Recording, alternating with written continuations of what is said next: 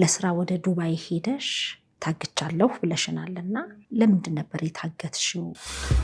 ልክ ፊልም ላይ የሚታየው አይነት ህይወት ነው ያሳለፍኩት። በቃ አታርፍም ብለው ደም እየተፋሁ ደም ነበር ምሸነው። አሁን በዘል ደግሞ አጉል ሌላ ችግር ነው የሚፈጠረው።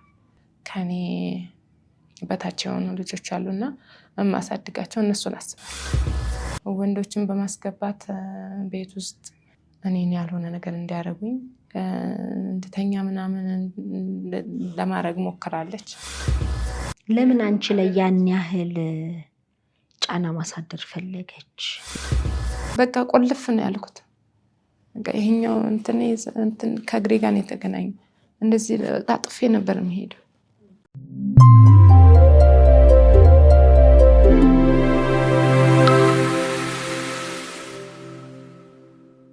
እንኳን ደህና መጣሽ። እንኳን ደህና ቆይሽ። እንዴት ነሽ? እግዚአብሔር ይመስገን። እስቲ ራስሽን አስተዋውቂልኝ።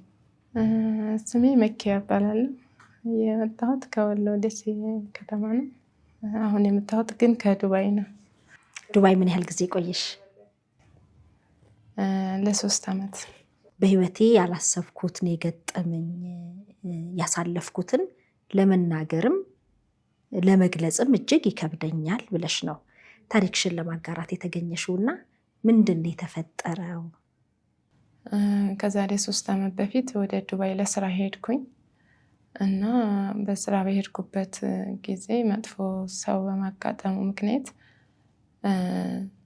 ለታግቼ ለ3 ዓመት ለስራ በሄድኩበት ጊዜ ለስራም ሳይሆን ያላሰብኩት ገጠመኝ። የ3 ዓመት ሙሉ በእገታ ላይ ነበርኩ። በማልፈልገው ስራ በማልፈልገው መንገድ እየሄድኩኝ ነበረ። በሰዎች ሀሳብ በሰዎች እጅ ነበርኩኝ። ከሰውም ግንኙነት ውጭ ነበርኩ እና ከቤተሰቦችም ጋር አልገናኝም ነበረ ለ3 ዓመት። አሁን የተፈጠረውን ነገር እንደዚህ 3 ዓመት ኦርደር አድርጌ መናገር አልችልም። ግን ምንድነው ማለት የምፈልገው እኔ ጥሩ ሰዎች አሉ፣ በሀሳብ የረዱኝ ሰዎች እና በኋላም ቢሰሙም ነገሩ ካለፈ በኋላ ቢሆንም እኔ ብዙ ከተጎዳሁ ቢሆንም ወደ ሶሻል ሚዲያ ከወጣ በኋላ ከቤተሰቦች ውጭ የሆኑ ቤተሰቦች አሉኝ እና ለእነሱ ነው አሁን ወደዚህ የመጣሁት። አለሁኝ፣ ሰላም ገብቻለሁ። እግዚአብሔር ይመስገን ለማለት እግዚአብሔርን ለማመስገን። ምን ተፈጥሮ ነው ለስራ ወደ ዱባይ ሄደሽ ታግቻለሁ ብለሽናልና ለምንድን ነበር የታገትሽው? ምንድን ነው የተፈጠረው? በምን አይነት ሁኔታ ውስጥ ነው ያለፉትን 3 ዓመታት ያሳለፍሽው? እገታ ሲባልስ ምን አይነት ነው? እገታ ሲባል በቤት ውስጥ ነው። እንግዲህ እኔ ለስራ ነው የሄድኩት። አሰሪና ሰራተኛ ሆነን በተገናኘባት ሴትዮ ላይ ነው እገታ የተካሄደብኝ። እሷ ነች የማልፈልገውን ነገር እንዳረግ የምታስገድደኝ። ስራ ነው ምንድን ነው? ስራም ይሁን ስራ ጫናም አለው። ደሞዝ የለም። እንደገና ደግሞ ወንዶችን በማስገባት ቤት ውስጥ ቤት ይሰራሉ፣ ቧንቧ ይሰራሉ ምናምን በሚል ሰበብ እያስገባች ስልኬን እየሰጠች ከኔም ጋር እንደዚህ ያሳይ ምናምን በሚል ምክንያትም ከነሱ ጋር በመነጋገር እኔን ያልሆነ ነገር እንዲያደርጉኝ የማልፈልገውን ነገር እንዲያደርግ ከነሱ ጋር እንድተኛ ምናምን ለማድረግ ሞክራለች። ግን እኔ እግዚአብሔር ያርቶኝም ያ ነገር አልደረሰብኝም። ግን የሷ ሀሳብ እንደዛ ነበረ። ከዛም በተጨማሪም ቤት ውስጥ ስራ በማብዛት ያላደረኩትን ነገር አረግሽ በማለት ስበብ በመፍጠር እንዲሁ ጤነኛ አስተሳሰብ የሌላት ሴት ነበረች ያጋጠመችኝ። እንዴት ታዲያ ይሄ እገታ ይባላል? የቤት ውስጥ ስራ ጫና፣ የተለያዩ ነገር ይኖራል። እገታ ሲባል ግን የለመድ ነው ወይም ደግሞ የምንሰማው የተለየ ነው። ይሄንን ነው እንደ እገታ ያልሽው? አዎ እገታ ነው። አንድ ሰው ደሞዝ ካልተከፈለው በማይፈልገው ሰው አቢውዝ ከተደረገ የፈለገችውን እሷ ወንድ እያመጣች ማልፈልገው ማናገር የሌለብኝን ግዴታ ከሱ ጋር ቁሜ ማውራት መጨቃጨቅ ግዴታ ያለብኝ ስራ መስራት ነው እንጂ ምግብ የማግኘት ግዴታ አለባት። የማግኘት እኔ መብት አለኝ። አልሰጠችኝም። ምግብም ስትፈልግ ሰጠኛለች፣ ሳትፈልግ ስልክሽን አለመጠቀም፣ የራስሽን ዕቃ አለመጠቀም አለመቻል ይሄ እገታ ነው። ከቤት መውጣት አለመቻል፣ ቤተሰብ አለማገናኘት። ሰው በምትፈልገው ወይ እኔ ቤተሰብ ጋር ስፈልግ መደወል ስፈልግ ካልደወልኩ፣ ቤተሰብ ማግኘት ስፈልግ ጓደኞችን ካላገኘሁ፣ የምትፈልጊውን ነገር ካላገኘሽ አንቺ ሀሳብ ማትመሪ ከሆነ እኔ ምንም ነገር በራሴ የማደርገው ነገር አልነበረም። ወደ ኤጀንሲም ጋር መሄድ ፈልጌ ኤጀንሲም ጋር ስልክ እንደዚህ ስትሰጠኝ ተደብቄ መደወል ሞከርኩ። ግን እሷ ታውቅ ነበረ እንደምደውል፣ የኤጀንሲዎቹን ስልክ ታውቃለች። ግን ምንድነው ያደረገችው? እሷ ሲም ከሰጠችኝ በኋላ በእሷ ስም ስለወጣ ወደ ታውቃለች ሁሉን ነገር፣ የት እንደምደውል፣ ምን እንደማደርግ፣ ምን እንደማይ ታውቃለች። ሙሉ ስልኬ ተበላሽቶ አካውንት እንዳደስ ጎግል አካውንት ስለከፈትኩኝ እንዳለ በዛ ስልክ ስለከፈትኩት፣ የእሷ ደግሞ መጀመሪያ ሲሙን ስትሰጠኝ በሙሉ ጎግል አካውንት ከፍታ ነው የእሷን ስልክ ሲሙን የሰጠችኝ። እሱን ሲም ስጠቀም የኔ የማጠቀመው ነገር ወደ እሷ ይሄዳል ማለት ነው።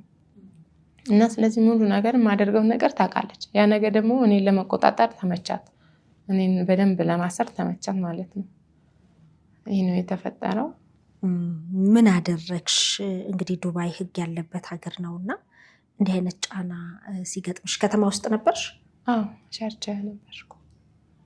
ምን አደረግሽ? መቼም ብዙ ኢትዮጵያውያን የኢትዮጵያ ኮሚኒቲም ይኖራሉ እና ኤጀንሲውንም ከዚህ ከደረሰብሽ ተጽዕኖ ለመውጣት ምን አይነት ጥረት አደረግሽ? ከባድ ጊዜ እንዳሳለፍሽ አስባለሁ።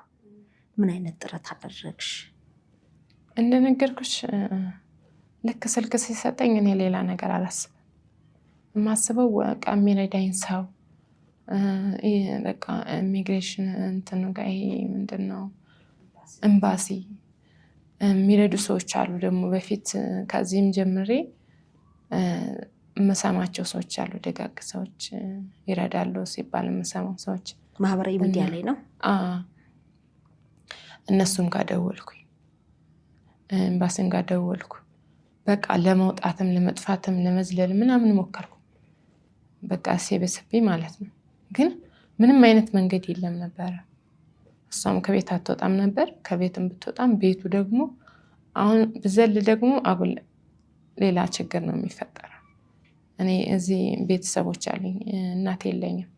ልክ እናቴ ስትሞት የቲሞች አሉ፣ ከኔ በታች የሆኑ ልጆች አሉና የማሳድጋቸው እነሱን አስባለሁ። የሆነ ነገር ለማድረግ እኔ ነገ ዛሬ እወጣለሁ። እኔ ህይወቴን ትቼዋለሁ። ብሞትም ለአምላኬ ነው፣ ገባሽ? ብኖርም ለአምላኬ ነው። እና እነሱን አሰብኩ። ግን በቃ በወርቅ የሆነ ነገር ብሆን ምናልባት በሰላም ባገኘ ሬሳ እንኳን ዝም ብሎ አላከማ ሊሆነ ሲሄድና ኖርማል እኩል አይደለም። እና ሰው በአንቺ መጎዳት የሚጎዱ ሰዎች አሉ። እሱን አስቤ በቃ እኔ መጸለይ ነው እግዚአብሔርን መቃን ነው መለመነው መፍትሄ ያደረኩት። 3 ዓመት በእስር ቤት በእጥገታ በአንድ ግለሰብ መቀመጥ ማለት ከባድ ነው። እኔ መንገዱንም አግኝቼ ቤተሰብ ጋር ልደውል ብዬም ተቀብዬም ስልክም አብረውኝ የሚሰሩ አሉ ሰራተኞች አንድ ቤት ውስጥ። ግን ያ የሚፈጠረው ነገር እነሱን እስካልተነካ ድረስ ምንም ነው። ኢትዮጵያውያኖች ናቸው። ኢትዮጵያኖች አንድ ኢትዮጵያን አለች። ከሷ ጋር የመግባባት እድል አላት፣ ቆይታለች። እሷ ልጇ ቤት ነው የሚሰራው፣ አንድ ግቢ ነው። ግን እሷ ልጇ ቤት ነው የሚሰራው እና ያው አንድ ላይ ነው አንድ ማለት ትችያለሽ። ግን የሆነ ነገር ብትል ቢያንስ እንደዚህ የሆነ ብታስረዳት ከኔ ይልቅ እሷን ታምናት ነበር። በቃ እኔ አዲስ ነኝ እዛ ጋር ምንም ልታምነኝ አልቻለችም። ምናልባት አስረድታት አልተቀበለቻት እንደሆነስ ያወቅሽው ነገር አለ? ተቀራርባችኋል? ከኢትዮጵያዊቷ ጋር የገጠመሽን አስረድተሻታል? ታውቃለች እኮ ያለውን ነገር እሷ ታውቃለች። እንዴት? ለሁሉም ግልጽ ነበር? ግልጽ ነበር፣ የምታደርገው ነገር ግልጽ ነበር። ሲጀመርም ሰራተኛ አይቀመጥም። ስለዚህ በዚህ ሁኔታ ለ3 ዓመት ቆየሽ? በዚህ ሁኔታ 2 ዓመት ቤት ውስጥ እንደዚህ 2 ዓመት ቆየ። ከ2 ዓመት በኋላ ሌበር የሚባል አለ። እዛ ሌበር ካሰስኩና ካንስሌሽን ተቀበልኩኝ እና ሄድኩኝ። ሌላ ቦታ ሄድኩ። ሌላ ቦታም ሲሄድ ደግሞ ተከትለኝ ነው የመጣችው። አልቆየም በዚህ። እንዴት ነው ተከትላኝ ሄደች ማለት? አሰሪሽ ነች? ልሸኝሽ በሚል ተከትላኝ ሄደች። ተከትላኝ ስትሄድ እዛ የሄድኩበት ቢሮ በተቆጣጠረቻቸው እሷ እንደዚህ ነች፣ እንደዚህ ነች፣ እንደዚህ ነች። ከዛም በኋላ ቢሮ እኔ ሲሄድ ሶሻል ሚዲያ መጠቀም ጀመርኩ። አንድ ስልክ ተሰጠኝና አንድ ቤት ገብቼ ነበረ። ከዛ ወጥቼ እሷ ቤት ግን ተመሳሳይ ነው የገጠመኝ። እዛም ደግሞ ምቾት አልነበረ። በቃ እንደዚህ ነው ምናምን ሲበስብኝ እኔ ሄድኩኝ ተመልሼ። ቢሮ ነው በቃ አማራጭ ያደረኩት። እኔ ምንም አልፈለኩም። በቃ መሄድ ነው የፈለኩት። ወደዚህ መምጣት ነበር የፈለኩት። እኔ ከመጀመሪያውም በቃ እንደዛ ስቃይ ልክ ነገሩን ስታነሳ በቃ እንደዚህ ማልፈልጋቸውን ወንዶች አናግሬ ስትለኝም ይህን ረሃብ ሲርበኝ ምናምን በቃ እሷም ዝም ብላ ያልሆነ ነገር ምናምን ስታወራ በቃ ስቃይ ድም ብሎ የሆነ የሚሰቀጥጥሽ በፊልም አይነት የምታየው ሰው አይነት የለም። እኔ በፊልም ይመስለኝ ነበር። እውነት ነው፣ የእውነት አለ እንደዚህ አይነት ሰው። ልክ ፊልም ላይ የሚታየው አይነት ህይወት ነው ያሳለፍኩት። በቃ ምንም አይነት ነገር ብታደርጊ ምንም አይነት ምቾት የማይሰጥሽ የለም። እንደዛ በቃ ዝም ብላ የምትከታተል ባለኩት ነገር ሁሉ የምትቃረን አይነት ሰው። ለምን አንቺ ላይ ያን ያህል ጫና ማሳደር ፈለገች? ለምን አንቺን በዚህን ያህል ደረጃ መከታተል ፈለገች? ምክንያቷ በቃ ሌላ ዓላማ አላት የመጣችበት ነው። ዓላማዋ ምንድን ነው? አንደኛ ሃይማኖት ማስፋፋት ነው የምትፈልገው ብላ ነው የምታስበው እሷ። ለምን እኔ አወራለሁ፣ አነባለሁ፣ ጸልያለሁ። እሷ ይሄ በቃ ላስደሰታትም ከስሜ ጋር ተጋጭባት። እንዴት አወቀች ሌላ እምነት እንዳለሽ? እኔ ጸልይ ነበር፣ አነብ ነበር፣ አወራ ነበር። እንደዚህ ላይቭ ላይ እማራለሁ። በቃ እንደዚህ መዝሙር ምናምን ዘመን ነበር፣ ቪዲዮ ምናምን ለቅ ነበር ቲክታክ ላይ ማለት ነው። እና እንደዚህ ላይቭ ላይም ስማር እጸልያለሁ፣ አነባለሁ። በጣም የሆነ ሃይማኖተኛ የሚባል ሳይሆን በቃ እንትን ነኝ እኔ። በቃ ሳወራ በቃ ስለ ባይብል ነገር ሳወራ በቃ ኤነርጀቲክ ሆናለሁ። እንደዚህ በቃ የሆነ ስሜት ይሆናለሁ ምናምን ነገር። ከልጅቷም ጋር እንደዚህ እናወራ ነበረ። በደንብ ማር ነበረ፣ መዝሙሮችን ሰማ ነበር ምናምን። ያ ነገር እኔ እንደዚህ አይነት እኔ ላይ ጥላቻ ያሳድርባታል ብዬ አስቤ አላውቅም። በቃ አላማሽ ሌላ ነው አንቺ ለስራ አይደለም በሚል ነው ደሞዝም የከለከለችው። ለምን እኔ ማወራ በጣም እንትን የምለው ከፍቅሬ ነው። ገባሽ? እኔ በቃ በጣም እንትን ነኝ፣ አምላኬን እወዳለሁ፣ እንትን እላለሁ፣ አማኝ ነኝ እኔ። እና እግዚአብሔር ይመስገን እሱም ነው ያወጣኝ ብዬ አስባለሁ። ያው እምነት እና ሃይማኖት ላይ ብዙ ጠልቀን እንዲህ ነው እንዲያ ነው ማለት አንችልም። አንቺ ግን ዱባይ በነበርሽበት ከባድ የሚባል ጊዜ አለፍላጎቴ እንግዲህ ታግቼ ነበር እንድትይ ያደረገሽ ነገር አለፍላጎትሽ ብዙ ነገር ስለምታደርጊና ወይም እንድታደርጊ ስለምታስገድድሽ ነው። እዛ ያሉ ግን አላገዙኝም አልረዱኝም የምትያቸው ሰዎችና አሰሪሽን በተለያየ መልኩ እንዲህ አይነት ጉዳት አድርሳብኛለች ብለሽ ልትጠይቂ የሄድሽበት መንገድ አለ? የት ሄድሽ?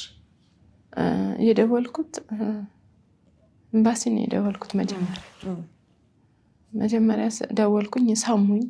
በቃ እንደውልልሻለን ምናምን። ስልኬ እኔ ላይ አይደለም እኔ እጅ ላይ አይደለም ብያቸዋል። ምንም የደወለልኝ ሰው የለም። በኋላ አይቼዋለሁ እኔ አትደልተው ማድራሻ የቤት ቁጥር ምናምን ተቀብለውኝ፣ ግን የደወለልኝ ሰው የለም፣ የመጣም ሰው የለም። ግን እኔ ተስፋ ኑሮኝ ነበር። በመጨረሻ እንዴት ሆነሽ ወጣሽ? ራስሽን የት አገኘሽው? እንዴት መጣሁኝ? ታመምኩ። በቃ ኃይለኛ ማም ታመምኩ። መጨረሻ ላይ 4 ወር በቃ አልንቀሳቀስም ነበር። ሽንት ቤት ራሱ ሰው ነበር ደግፎ የሚወስደኝ። በቃ ከየት ነው መጣ የማይባል ህመም ታመምኩ። ሽንቴ ተዘጋ። በቃ ስበላም አይቆይም፣ ይወጣል። በቃ አለመብላትን እመርጣለሁ። እና በጣም ስታመም ሰውን በቃ አሁን ነው ሰው ሆንኩት። አሁን በዚህ ወር ውስጥ ሁሉም ሰው ደንጋግጦ ምናምን፣ እኔም ያለሁበት አይመቸኝም ምናምን፣ እንደዚህ ነው ስልክ አልደውልም እያልኩ ነበር። ለምን እዛ ያለ ኤምባሲ ያረዳኝና እንደዚህ ኃይል ያላቸው ሰዎች ያረዱኝ ሰዎች ሌላ ሰው ወይም የኔ ቤተሰቦች እዚህ ይረዱኛል ብዬ አላሰብኩም። ዝምታን ነው የመረጥኩት። ማንም ያውቅ የለም በዚህ ውስጥ መሆን። ስለዚህ በመጨረሻ ስትታመሚ ነው ወደ ሀገር ቤት ይላኩሽ? አዎ ልክ እንደምሞት በቃ ተስፋ ስትቆርጥ ነው በቃ ተሳፈር ያለችው። እዚህ ስትመጪ ማን ጋር አረፍሽ? እህቴ ጋር። አሁን ደህና ነሽ?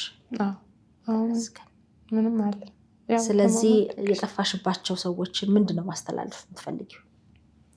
ለጠፋባቸው ሰዎች እንግዲህ መጥፎ ላረጉብኝም ለተባበሩትም ሰዎች ማለት የምፈልገው ልቦና ይስጣችሁ ነው።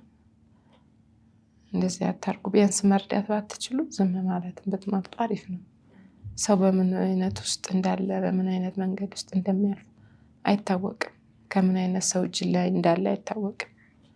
እኛ ዝም ብለን የምናደርገው ነገር በስሜታዊ የምናደርገው ነገር ህይወትን እንደዚህ እስከማሳጣት ድረስ ሊደርስ ይችላል። ያው እግዚአብሔር አልፈቀደም። እግዚአብሔርን ረድቶ ይመጥቻለሁ። ግን የማይመጡም አለው። የጠፋሽ ለሚሉ የጠፋሽ ለምትሉኝ ደግሞ በሀሳብ ለረዳችሁኝ ለተጨነቃችሁ አለሁኝ። እግዚአብሔር ይመስገን ገብቻለሁ። ከሞቴ ህመሜን መርጦ አሳምሞ አምጥቶኛል አምላኬ። እሱ ነው ማለት የምፈልግ። አሁን በጥሩ ሁኔታ ላይ ነሽ? አዎ ያው ህመሙ አለ ግን እንደዛ አይደለም። እግዚአብሔር በቃ በጣም በትልቁ ረድቶኛል ብዬ እግዚአብሔር ነው እንደ ያሳመመኝ አልኩኝ። በቃ ቆልፍ ነው ያልኩት። በቃ ይሄኛው እንትን ከእግሬ ጋር ነው የተገናኘው። እንደዚህ ጣጥፌ ነበር የምሄደው። ቁልፍልፍ አልኩኝ። በቃ እጄም ሁሉም ነገር እጄ ሁሉ እንደ አምላኬ። የሚገርምሽ ነገር ልክ እዚህ ገብቼ በማግስቱ ያ ህመም የለም ነበር።